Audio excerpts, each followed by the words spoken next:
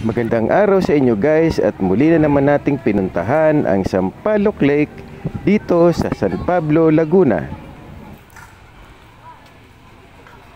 At dito guys, makikita nyo ang isang higanting imahe ng karpa o ng isang tilapia. At alam nyo ba guys na ang lawak ng lawang ito ay merong circumference na halos 4 na kilometro. At sa dulo ng lawang ito ay makikita nyo ang bundok ng Banahaw at napakalinis ng tubig. Marami ditong namamasyal na mga bata, mga estudyante, mga pamilya, magnobyo at magnobya upang pagmasdan ang kagandahan ng lawang ito.